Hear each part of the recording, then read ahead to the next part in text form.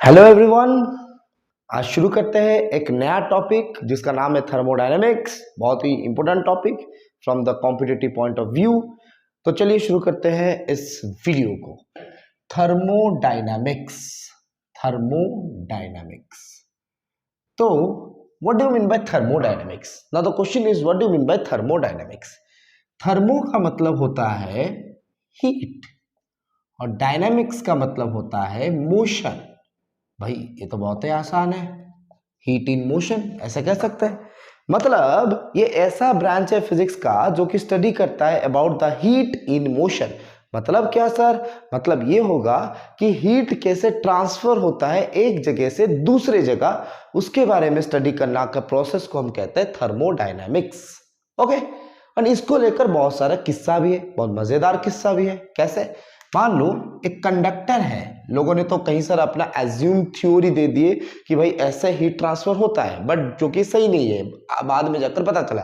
जैसे कि for example एक थ्योरी ऐसा है कि अगर मान लो हीट इस एंड पर देंगे, अच्छा ठीक है, जब इस एंड में, एंड ऑफ द कंडक्टर में हम हीट दे रहे हैं तो क्या होता है ना, ये वाला एंड भी गर्म हो जाता है। ये सर नो, अगर इस एंड में तुम क्या करोगे ना, हीट दोगे तो ये वाला एंड भी गर्म हो जाता है। बट जबकि उनको जब पूछा गया ऐसा क्यों होता है कि हम अगर इसको गर्म करेंगे तो ये वाला भी गर्म हो जाएगा, ऐसा क्यों होता है सर? तो उन्होंने कहा कि यहां पर एक फ्लूइड है, एक फ्लूइड है जिसको कहा गया कैलोरी। क्या कहा गया?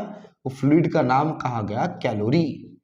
और जिसके फ्लो करने की वजह से क्या होता है ना, अगर एक एंड भी गर्म है तो दूसरा एंड गर्म हो जाएगा। पर बाद में ये पता चला ऐसा तो नहीं होता है। हीट करने से टेम्परेचर बढ़ता है और जब टेम्परेचर बढ़ेगा तो मॉलिक्यूल का जो काइनेटिक एनर्जी है वो बढ़ जाएगा। सर काइनेटिक एनर्जी का मतलब क्या?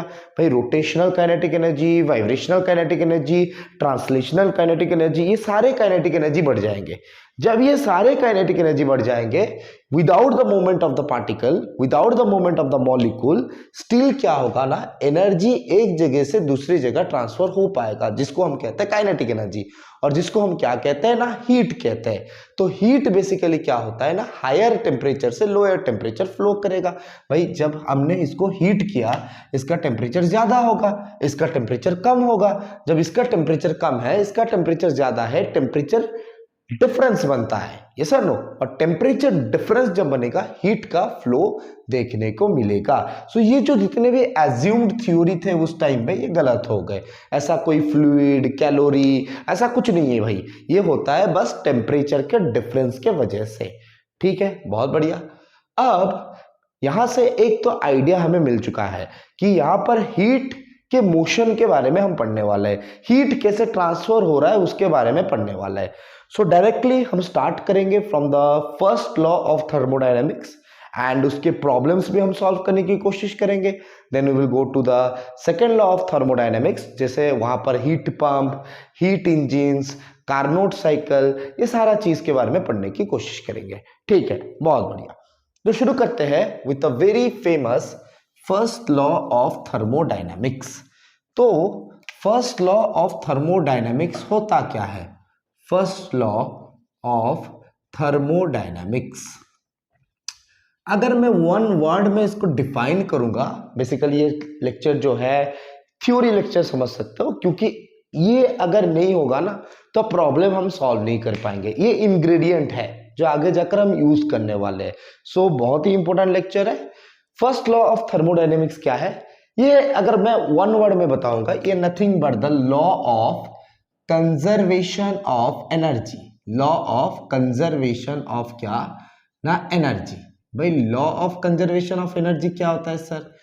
Law of conservation of energy का मतलब होता है कि टोटल एनर्जी हमेशा क्या रहेगा, कांस्टेंट रहेगा, मतलब कंजर्व रहेगा।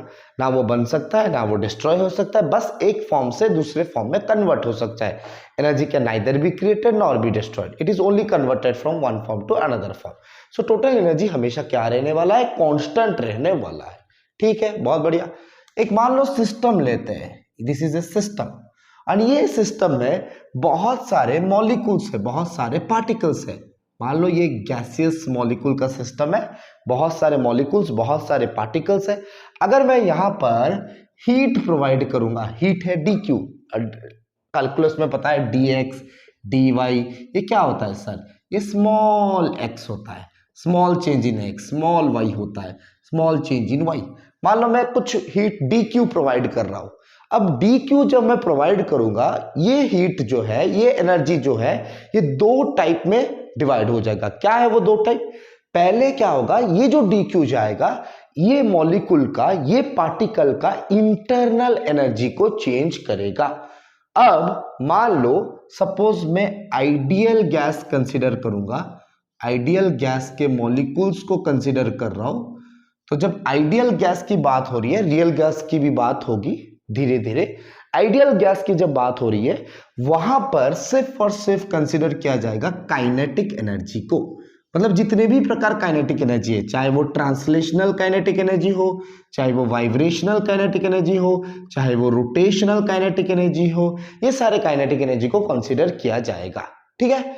और पोटेंशियल एनर्जी को क्या माना जाएगा? पोटेंशियल एनर्जी को जीरो माना जाएगा, क्योंकि हम ये मानकर चलेंगे कि मॉलिक्यूल्स या पार्टिकल्स के बीच में कोई भी इंटरेक्शन नहीं हो रहा है, तो पोटेंशियल एनर्जी जीरो माना जाएगा। बाकी जितने सारे एनर्जी है, काइनेटिक एनर्जी, उसको कंसीडर किया जाएगा। ठीक है। अब मैं जैसे ही इसको हीट प्रोवाइड करूंगा सिस्टम को, सिस्टम क्या करेगा? हीट एब्जॉर्ब कर लेगा। ये मॉलिक्यूल्स क्या करेंगे? हीट एब्जॉर्ब कर लेंगे। जैसे ही वो हीट एब्जॉर्ब करेंगे तो उनका जो काइनेटिक एनर्जी है वो चेंज हो जाएगा। Yes sir.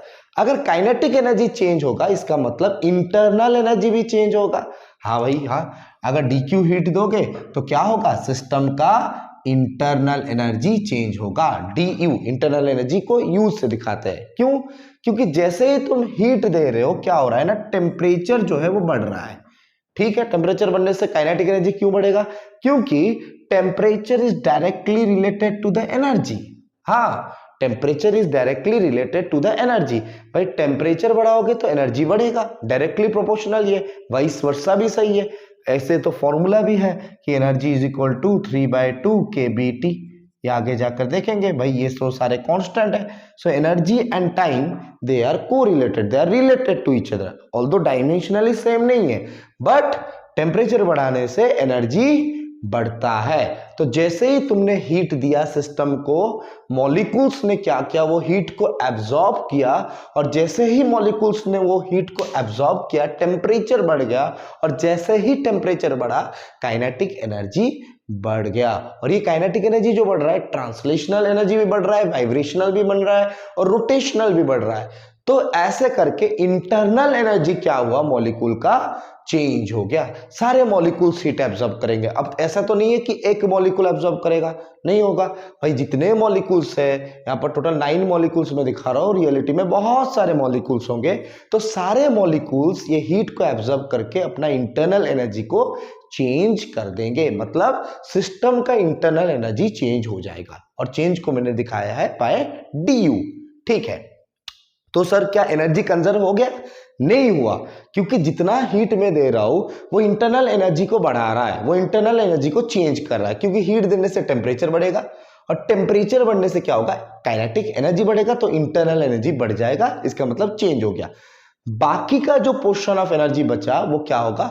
मान लो कुछ ऐसा हो रहा है कि सिस्टम एक्सपैंड कर रहा है, सिस्टम जो है वो एकदम एक्सपैंड कर रहा है। ठीक है।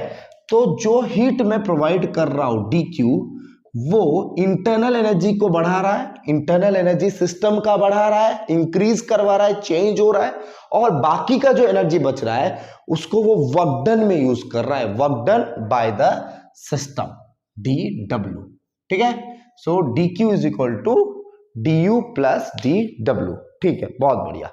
अब ये हो गया तुम्हारा फर्स्ट लॉ ऑफ थर्मोडायनामिक्स। मान लो मैंने हीट एनर्जी दिया 5 जूल, इंटरनल एनर्जी सिस्टम का चेंज हो गया, कितना ना 3 जूल, बाकी जितना एनर्जी बचा वो कितना बचा है 2 जूल, वो यूज होगा as the work done. Clear हो गया भाई? एनर्जी कंजर्व होगा, टोटल एनर्जी कांस्टेंट रह रहा है, बहुत बढ़िया, कंजर्वेशन ऑफ एनर्जी को फॉलो कर रहा है। So first law of thermodynamics is nothing but the, क्या होता है? Law of conservation of energy. इसका मतलब जो भी हीट तुम दोगे, पहले तो वो इंटरनल एनर्जी को बढ़ाएगा, चेंज करवाएगा, बाकी का जो एनर्जी होगा उसको वर्क डन में यूज करेगा, work will be done by the system. बहुत बढ़िया।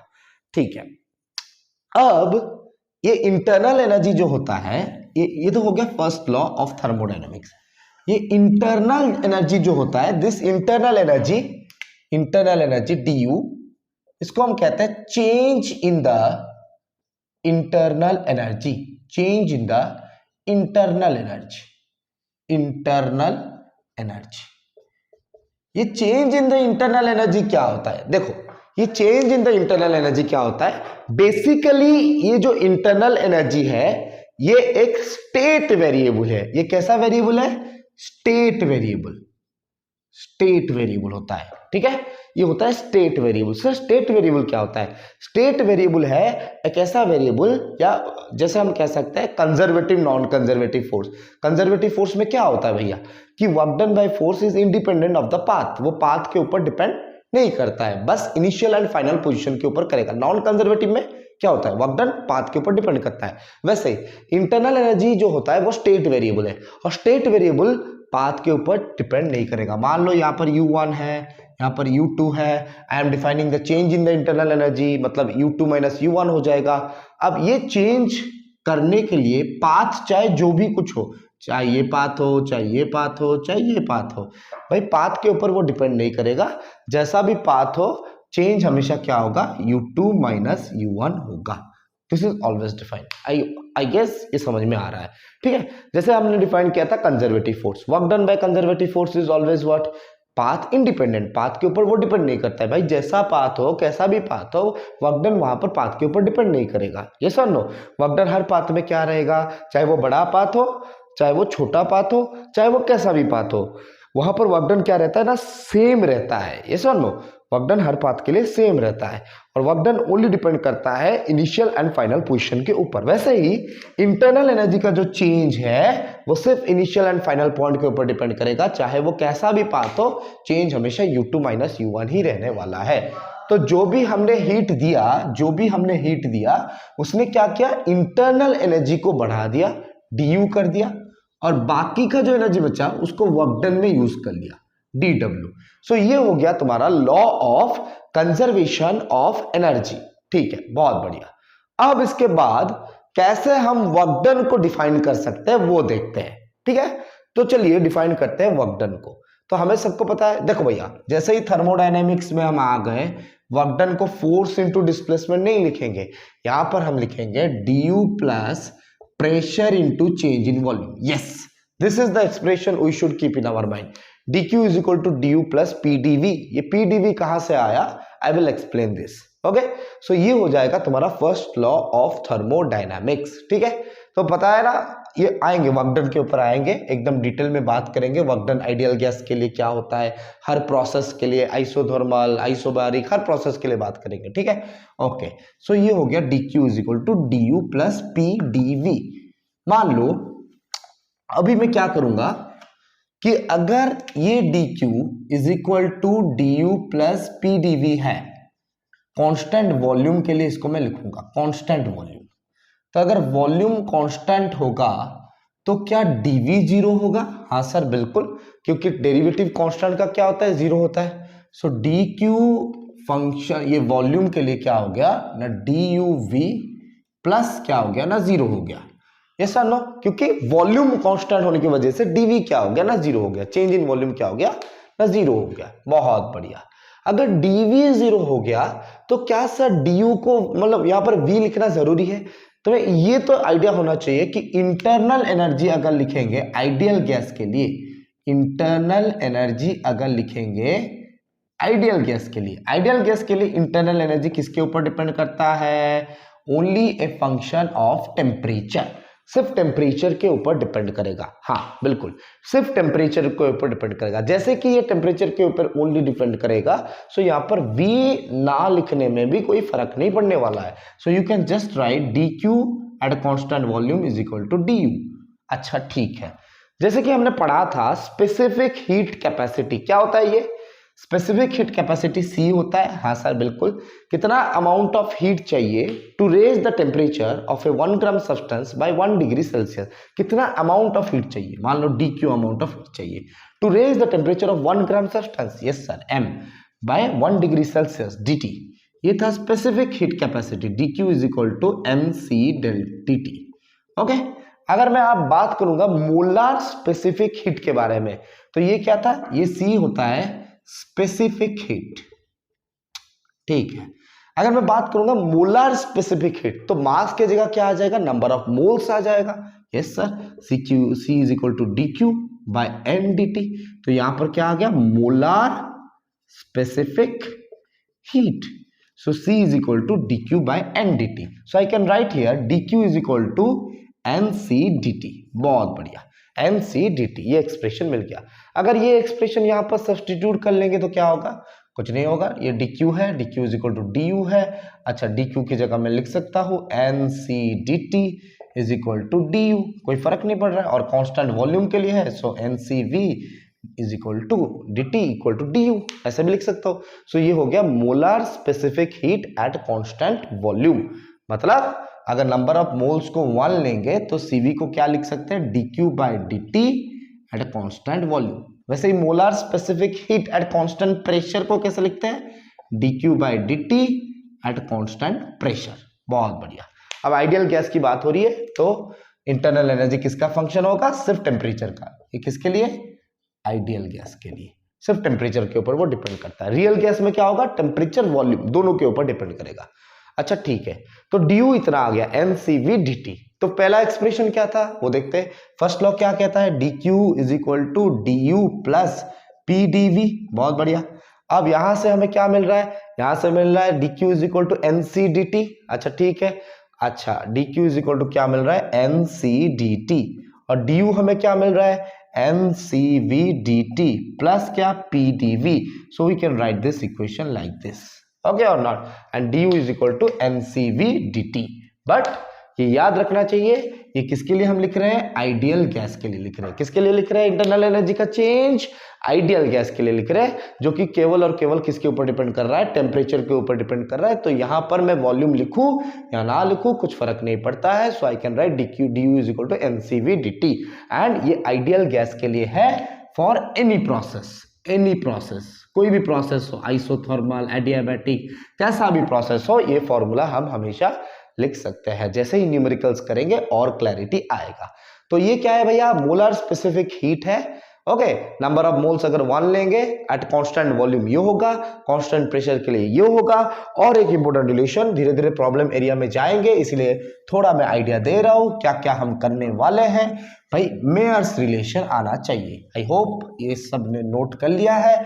मेयर रिलेशन आना चाहिए आइडियल गैस के लिए। सो आइडियल गैस के लिए मेयर्स रिलेशन क्या होता है, मेयर्स रिलेशन क्या होता है भाई, Cp minus Cv is equal to R, ये होता है मेयर्स रिलेशन। ठीक है, Cp minus Cv is equal to R, and real gas के लिए भी लिखेंगे, डोंट वरी। धीरे धीरे जैसे लेक्चर आगे बढ़ेगा we will write all the relation. Cp minus Cv equal to R। तो मैंने क्या बताया भाई, first law of thermodynamics is nothing but law of conservation of energy. तो जो भी हीट तुम प्रोवाइड कर रहे हो वो इंटरनल एनर्जी को चेंज करवाएगा, कैसे, इसको इंक्रीज करके या डिक्रीज करके, ये भी बता दिया। हीट दोगे तो टेम्परेचर बढ़ेगा, टेम्परेचर बढ़ेगा तो एनर्जी बढ़ेगा, ये sir no. So internal energy को चेंज करवाएगा बट इंक्रीज करके, एंड वर्क डन कुछ होगा बाय द सिस्टम, क्योंकि जब भी हीट देंगे टेम्परेचर राइज करेगा, और जैसे ही टेम्परेचर राइज करेगा तो क्या होगा, काइनेटिक एनर्जी क्या होगा ना, बढ़ जाएगा। जिससे कि हमने रिलेशन देखा था E is equal to 3/2 kBT। Temperature बढ़ाओगे तो एनर्जी बढ़ेगा, काइनेटिक एनर्जी बढ़ेगा, और काइनेटिक एनर्जी बढ़ रहा है तो इंटरनल एनर्जी बढ़ रहा है, और बढ़ने का मतलब ही चेंज होता है। 0 1 2 3 4 5 ये बढ़ रहा है, 0 1 2 3 4 5 बढ़ रहा है, बट ये भी तो चेंज में जाता है। ठीक है, और कुछ वर्क डन होगा बाय द सिस्टम, और इसी को कहते हैं law of conservation of energy.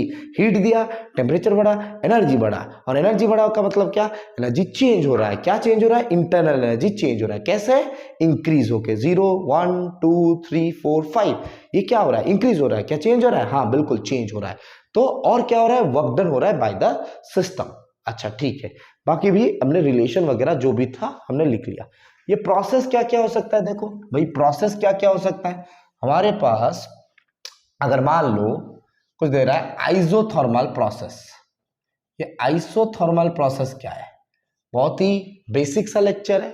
Isothermal process में क्या होता है ना, टेम्परेचर जो है वो कांस्टेंट रहता है। So what will be change in temperature, 0 हो जाएगी, बात ही खत्म। एडियाबैटिक प्रोसेस, एडियाबैटिक प्रोसेस की अगर बात करेंगे, एडियाबैटिक प्रोसेस की अगर बात करेंगे तो टोटल हीट एनर्जी कांस्टेंट रहेगा। So what will be the change in the heat energy? Zero. अगर बात करेंगे आइसोबारिक, आइसोबारिक प्रोसेस, तो यहां पर क्या होगा? प्रेशर कांस्टेंट रहेगा। So what will be DP? It will be zero. And और क्या हो सकता है? आइसोकोरिक, आइसोकोरिक प्रोसेस में क्या होगा? वॉल्यूम कांस्टेंट रहेगा। So what will be the change in volume? Zero हो जाएगा।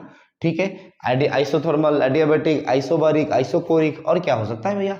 Isothermal, adiabatic, isobaric, isochoric, iso entropy हो सकता है, आइसो एंट्रोपिक, ये भी पढ़ेंगे भाई। एंट्रोपी क्या रहेगा? कांस्टेंट रहेगा, तो चेंज इन एंट्रोपी क्या हो जाएगा ना? जीरो हो जाएगा। ये सारे प्रोसेस है जो कि प्रॉब्लम में हम यूज करने वाले हैं। सो ये हो गया तुम्हारा डिफरेंट टाइप्स ऑफ प्रोसेस। तो अगर मान लो हमें आइडियल गैस दे रहा है और पूछ रहा है कि वर्क डन निकालो for the ideal gas in the isothermal process, ये फॉर्मूला हमें आना चाहिए। ठीक है, वो कैसे आएगा उसको डिराइव करते हैं एंड देखते हैं क्या होता है, फिर डिफरेंट डिफरेंट एडियाबैटिक की भी बात करेंगे। ठीक है, सो हमने शुरू किया first law of thermodynamics, it is nothing about the law of conservation of energy. जो हीट दोगे वो क्या होगा?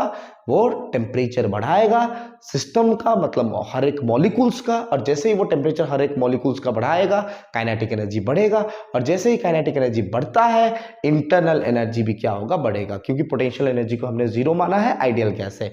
और जैसे ही तुम्हारा काइनेटिक एनर्जी बढ़ेगा तो इंटरनल एनर्जी डायरेक्टली बढ़ेगा, और वही होगा तुम्हारा चेंज, वही होगा तुम्हारा चेंज। मान लो पहले था U1, अब बढ़कर हो गया U2, तो चेंज कितना होगा? U2 minus U1। ठीक है, इनिशियली था मान लो जीरो इंटरनल एनर्जी, कुछ तो काइनेटिक एनर्जी होगा, कुछ रूम टेम्परेचर के वजह से कुछ तो काइनेटिक एनर्जी रहेगा। मान लो पहले एनर्जी था 10 जूल, अब बढ़कर हो गया 15 जूल, तो चेंज कितना हो गया? 5 जूल। बढ़कर हो रहा है 10 से 15, बढ़कर चेंज हो रहा है। So change in internal energy plus work done by the system. ठीक है, अब कुछ साइन कन्वेंशन भी होता है। साइन कन्वेंशन क्या है? साइन कन्वेंशन क्या है? मान लो अगर heat is absorbed by the system, absorbed by the system, भाई केमिस्ट्री वाले इसको अलग लेंगे, हम कुछ अलग करेंगे। हीट अगर एब्जॉर्ब हो रहा है, सिस्टम एब्जॉर्ब कर रहा है, जैसे वहां पर हीट क्या हो रहा था? एब्जॉर्ब हो रहा था भाई, हीट एब्जॉर्ब हो रहा था, मॉलिक्यूल्स एब्जॉर्ब कर रहे थे, तो उसको हम पॉजिटिव मानते हैं। उसको क्या मानते हैं? पॉजिटिव। अगर हीट रिजेक्ट हो रहा है bye the system, heat is rejected by the system, तो उसको क्या मानेंगे? Rejected by system. अगर हीट रिजेक्ट हो रहा है उसको क्या मानेंगे? नेगेटिव मानेंगे। ठीक है, अगर हीट एब्जॉर्ब हो रहा है, अगर हीट एब्जॉर्ब हो रहा है तो उसको क्या मानेंगे? पॉजिटिव। अगर हीट रिजेक्ट हो रहा है तो उसको क्या मानेंगे? नेगेटिव। केमिस्ट्री में उल्टा होता है, I think you know it better. ठीक है, ये सारे प्रोसेस हो गया, ये साइन कन्वेंशन हो गया सर। अच्छा ठीक है, अब सबसे इंपॉर्टेंट चीज जो है वो ये है कि वर्क डन कैसे निकालेंगे। मान लो मैं यहां पर कुछ ले रहा हूं, पिस्टन वगैरह जैसा, यहां पर गैस मॉलिक्यूल्स है। ठीक है, अब एक्सपेंशन के लिए हम निकाल रहे हैं वर्क डन। जैसे एक्सपेंशन के लिए, जैसे कि हमने कहा था DQ हीट देने से वर्क डन होता है bye the system, and system का वर्क डन, सिस्टम अगर work done by the system हो रहा है तो वो एक्सपेंशन होगा। तो यहां पर जो गैस मॉलिक्यूल्स है, मान लो यहां पर जो गैस मॉलिक्यूल्स है वो एक्सपैंड कर रहे हैं। ठीक है, अगर वो एक्सपैंड करेंगे तो ये जो पिस्टन है वो धीरे धीरे धीरे करते करते करते करते वो ऊपर की तरफ आ जाएगा। यस और नो? और जैसे ही वो ऊपर की तरफ बढ़ेगा तो एक्सपेंशन हो रहा है। बिल्कुल, पहले गैस मॉलिक्यूल्स यहां पर थे, ऐसे ऐसे ऐसे ऐसे ऐसे ऐसे कुछ दे रहा हूं, ठीक है, यहां पर थे। अब जैसे ही वो एक्सपैंड कर लिया, गैस मॉलिक्यूल्स कुछ यहां पर ऐसे ऐसे आ गए। यस और नो? यहां पर वॉल्यूम था मान लो V1, ठीक है, जैसे ही वो ऊपर उठ गया V2, तो चेंज कितना हो गया वॉल्यूम का? DV। कितना वॉल्यूम चेंज हो गया? DV। अच्छा ठीक है, अगर मान लो यहां पर डिस्प्लेसमेंट हो रहा है DX, एरिया है A, अगर वर्क डन में निकालूंगा, वर्क डन क्या होता है? Force into displacement. अच्छा ठीक है, F डॉट DX। अब बोलोगे सर F डॉट DX होता है, हाँ बिल्कुल, F डॉट DX। अब फोर्स जिस डायरेक्शन में लग रहा है, फोर्स किस डायरेक्शन में लग रहा है? जैसे ही यहां पर पिस्टन है, यहां पर एयर मॉलिक्यूल्स है, सॉरी एयर मॉलिक्यूल्स नहीं, गैसेस मॉलिक्यूल्स है, आइडियल गैस के मॉलिक्यूल्स है। We will just take now the ideal gas जिसमें पोटेंशियल एनर्जी जीरो होता है। यहां पर क्या है? गैसेस मॉलिक्यूल्स है, और जैसे ही गैसेस मॉलिक्यूल्स यहां पर इकट्ठा होंगे तो फोर्स जो है वो ऊपर की तरफ लगेगा, और डिस्प्लेसमेंट भी किस तरफ होगा? ऊपर की तरफ होगा। दोनों पैरेलल, तो cos 0 डिग्री 1 हो जाएगा। So DW will be equal to F into DX। अगर मान लो यहां पर मैंने डिवाइड कर लिया कुछ a और यहाँ पर मल्टीप्लाई कर लिया a, तो क्या होगा F बाई ए क्या होता है प्रेशर, और A इंटू डी एक्स क्या होता है एरिया इंटू डी एक्स क्या होगा वॉल्यूम हो जाएगा, और ये क्या होगा A एरिया हो गया, इसका एरिया ये वाला एरिया हमें लेना है, यस सर, और इसको मल्टीप्लाई करना है dx के साथ छोटा वाला डिस्प्लेसमेंट के साथ, और ये क्या देगा छोटा चेंज इन द वॉल्यूम, ये चेंज इन वॉल्यूम होगा, very small change in the volume होगा dv। सो वर्क डन आ जाएगा dw is equal to p into dv। बहुत बढ़िया। अब कहां से कहां वर्क डन हो रहा है v1 से v2, तो टोटल वर्क डन के लिए मैं क्या करूंगा इंटीग्रेशन, ये तो सबको पता है p dv इंटीग्रेट करेंगे v1 टू v2। बहुत बढ़िया, टोटल वर्क डन आ गया। अब सवाल ये उठता है कि अगर हम आइडियल गैस कंसीडर करेंगे, कौन सा गैस लेंगे, वही वाला कहानी आइडियल गैस, और जैसे ही मैं आइडियल गैस लिख रहा हूं वहां पर इक्वेशन यूज होगा PV is equal to nRT। Yes, ये पॉइंट नोट कर लो भैया, जैसे ही मैं आइडियल गैस बोल रहा हूं, जैसे ही मैं आइडियल गैस बोल रहा हूं, मैं क्या यूज कर रहा हूं PV is equal to nRT। अगर ये इक्वेशन यूज करेंगे तो P को कैसे लिख सकते हैं बताओ, nRT बाय वॉल्यूम। बहुत बढ़िया। सो टोटल वर्क डन यहां पर क्या होगा, इंटीग्रेशन P क्या हो जाएगा nRT बाय वॉल्यूम dV, और इंटीग्रेशन हो रहा है V1 से V2 तक। ठीक है, अब nRT ये सारे कांस्टेंट है, इसको बाहर ले लो भाई। T को बाहर कैसे ले सकता हूं सर, कैसे कैसे, टेम्परेचर कांस्टेंट है, ये आपको कैसे पता चला, मान लो ये आइसोथर्मल प्रोसेस है। कौन सा प्रोसेस है, ये आइसोथर्मल प्रोसेस है। ठीक है, ओके। मैंने क्या किया भाई, वर्क डन का जनरल एक्सप्रेशन निकाला, यहां तक तो सबको आएगा, अगर नहीं आएगा याद रख लो, टोटल वर्क डन होता है PdV का integration from V1 to V2। अगर मैं वर्क डन निकाल रहा हूं आइडियल गैस के लिए तो तुरंत मैं लिखूंगा PV is equal to nRT, और वहां पर P को लिखूंगा nRT बाय V, और जैसे ही मैं आइसोथर्मल प्रोसेस लूंगा टेम्परेचर क्या हो जाएगा कांस्टेंट, और जैसे ही टेम्परेचर कांस्टेंट होगा nR और T बाहर की तरफ, और इंटीग्रेशन होगा dV बाय V का फ्रॉम V1 टू V2। बहुत ही हेल्पफुल होगा प्रॉब्लम के लिए भाई, जेई मेंस हो जो भी हो, एग्जाम में प्रॉब्लम कैसे सॉल्व किया जाएगा वो टेक्निक में सिखा दूंगा, डोंट वरी। बस ये जो चीज बताया जा रहा है उसको पहले नोट करो, फर्स्ट लॉ के रिलेटेड हम अच्छे अच्छे न्यूमेरिकल्स करने वाले हैं।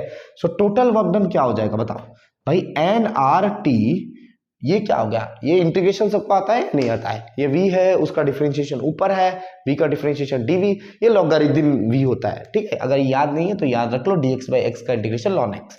सो ये क्या हो जाएगा ln v, लिमिट कहां से कहां v1 से v2। अब upper limit minus lower limit करेंगे तो क्या आएगा nRT ln v2 minus ln v1, तो log a minus log b क्या होगा log a by b, so ln v2 by v1। So ये आ गया total work done. Okay, total work done आ गया for the ideal gas in a isothermal process. ठीक है, इसको नोट करो जल्दी से, ये फॉर्मूला बहुत ही हेल्पफुल होगा आगे वाले लेक्चर्स में। एंड ठीक है, आइडियाबैटिक के लिए भी हम देखेंगे, आइडियाबैटिक के लिए हीट क्या रहेगा कांस्टेंट रहेगा, चेंज इन हीट क्या हो जाएगा जीरो हो जाएगा, और चेंज इन हीट को हमने dq से रिप्रेजेंट किया है क्योंकि बहुत ही छोटा है। ओके, dx dy ये सब छोटे होते हैं। अच्छा ठीक है, उससे पहले आइडियाबैटिक जाने से पहले हमें आना चाहिए जीरोथ लॉ। सर पहले फर्स्ट लॉ फिर जीरोथ लॉ, आप तो नंबर सिस्टम को ही बदल दे रहे हो। नहीं, मैं बदल नहीं रहा हूँ, एक कहावत है कि जब फर्स्ट लॉ आ गया फिर पता चला कि भाई एक जीरोथ लॉ भी है, जीरोथ लॉ नहीं है मतलब फर्स्ट लॉ पहले आ गया, फिर उनको पता चला कि हीट के बारे में तो हम बात कर रहे हैं पर टेम्परेचर के बारे में हमने बात ही नहीं किया, और टेम्परेचर के बारे में अगर बात नहीं होगा तो कैसे होगा, तो उसको उन्होंने क्या किया, वो जीरोथ लॉ में शामिल कर दिया। अब ये जीरोथ लॉ जो है वो all about the thermal equilibrium है। इसके बारे में है थर्मल इक्विलिब्रियम। अब थर्मल इक्विलिब्रियम को तो लोग बहुत तरीके से डिफाइन करते हैं, जैसे टेम्परेचर कांस्टेंट है या किसी भी थर्मोडायनेमिक सिस्टम का अगर जो प्रॉपर्टीज है, वेरिएबल्स है, कोऑर्डिनेट्स है, जैसे कि प्रेशर, वॉल्यूम, टेम्परेचर, ये अगर चेंज नहीं हो रहा है with the time then the system is in thermal equilibrium. और ये जो टेम्परेचर होता है ये एक मैक्रोस्कोपिक पैरामीटर है। हाँ बच्चों, ये कैसा पैरामीटर है, मैक्रोस्कोपिक पैरामीटर है। टेम्परेचर अगर तुम्हें पता है ना तो वहां पर you can find out, you can figure out कि मॉलिक्यूल का काइनेटिक एनर्जी क्या है, मॉलिक्यूल किस स्पीड में मूव कर रहे हैं, ये सारा डाटा तुम्हें मिल जाएगा। ठीक है, सो बहुत ही इंपॉर्टेंट चीज है temperature. Average kinetic energy of the molecule ऐसे भी कहते हैं, डिग्री ऑफ हॉटनेस और coldness of an object. But ये डेफिनेशन ज्यादा प्रिसाइज नहीं है, ये डेफिनेशन ज्यादा सही नहीं है। डिग्री ऑफ हॉटनेस और कोल्डनेस, कोई चीज कितना गर्म कितना ठंडा, ऐसे हम डिफाइन नहीं करते, मॉलिकुलर बेसिस में हम डिफाइन करते हैं। और मॉलिकुलर बेसिस में जब हम डिफाइन करेंगे, it is nothing but the average kinetic energy of the molecule. और ये भी किसकी बात हो रही है? आइडियल गैस की बात हो रही है। ठीक है, अगर आइडियल गैस की हम बात करेंगे, आइडियल गैस के लिए टेम्परेचर की अगर बात करेंगे, ये क्या होता है? Average kinetic energy of the molecule की बात हो रही है। तो टेम्परेचर को हम ऐसे डिफाइन कर सकते हैं क्या? टेम्परेचर को हम ऐसे डिफाइन कर सकते हैं, average kinetic energy of the molecule. जो इक्वेशन हमने देखा था, याद है या नहीं? E is equal to 3/2 kBT। ये हमेशा याद रखना, पूरा क्लैरिटी दे देगा कि temperature is always related to energy. Temperature is always related to क्या? Energy, and vice versa is also true. ठीक है, सो टेम्परेचर क्या होता है भैया? Average kinetic energy of the molecule. जैसे टेम्परेचर बढ़ेगा, एवरेज काइनेटिक एनर्जी मॉलिक्यूल का भी बढ़ जाएगा। ठीक है, थर्मल इक्विलिब्रियम की बात हो रही है। जीरोथ लॉ, जीरोथ लॉ ये कहता है, बहुत ही हलवा वाला लॉ है, कि हलवा तो नहीं कह सकते, थर्मल इक्विलिब्रियम के बारे में है। ये कह रहा है कि मान लो मेरे पास एक सिस्टम है A और एक सिस्टम है B और एक सिस्टम है C। बहुत ही आसान लॉ है। अगर A थर्मल इक्विलिब्रियम में है B के साथ, अगर A क्या है? थर्मल इक्विलिब्रियम है B के साथ, मतलब इसका जो टेम्परेचर इसका वही टेम्परेचर, और B C के साथ थर्मल इक्विलिब्रियम में है, मतलब इसका जो टेम्परेचर इसका भी वही टेम्परेचर, तो क्या होगा? ऑटोमेटिकली यहाँ पर दिखाई दे रहा है, इसका जो टेम्परेचर इसका वही टेम्परेचर हो गया, मतलब A का जो टेम्परेचर है C का भी वही टेम्परेचर हो गया, मतलब ये दोनों भी क्या आ गए? थर्मल इक्विलिब्रियम में आ गए। So if A is in thermal equilibrium, ये थर्मल इक्विलिब्रियम है B के साथ, and B is in thermal equilibrium किसके साथ? भाई C के साथ। तो ऑटोमेटिकली अगर A और C के बारे में तुम्हें कुछ भी नहीं पता है, then also you can say that A and C are also in thermal equilibrium. T ये भी क्या आ गए? Thermal equilibrium. बहुत बढ़िया। अगर A B के साथ थर्मल इक्विलिब्रियम में है, B C के साथ थर्मल इक्विलिब्रियम में है, तो A एंड C भी क्या रहेंगे? थर्मल इक्विलिब्रियम में रहेंगे। बाकी तुम्हें अगर पता भी नहीं है तो हम डायरेक्टली लिख सकते हैं, it is in thermal equilibrium. ठीक है, और टेम्परेचर एक मैक्रोस्कोपिकल पैरामीटर होता है, और टेम्परेचर क्या देता है भैया? एनर्जी देता है, and vice versa. So temperature क्या होता है? Average kinetic energy of the molecule. क्योंकि E is equal to 3/2 kBT आगे जाकर पढ़ेंगे, डिग्रीज ऑफ फ्रीडम वगैरह में आएगा, ये रिलेशन लिखने का तरीका भी सिखाया जाएगा। तो E is equal to 3/2 kBT, 3/2 kB तो कांस्टेंट है, ये सारे के सारे कांस्टेंट है। So you can say that energy and temperature are equivalent, not equal. Dimensionally अलग हो गए, ये जूल होगा, ये केल्विन होगा, अलग होगा डायमेंशनली, दे आर इक्विवेलेंट। मतलब क्या? मतलब टेम्परेचर क्या देगा? एनर्जी देगा, वाइस वर्सा भी पॉसिबल है। ठीक है, सो टेम्परेचर क्या होता है? Average kinetic energy of the molecule. ठीक है, सो नेक्स्ट वीडियो में हम क्या करेंगे? और भी प्रोसेस, एडियाबैटिक प्रोसेस वगैरह के लिए वर्क डन निकालना सीखेंगे, and will go to numericals. Thank you for watching the video.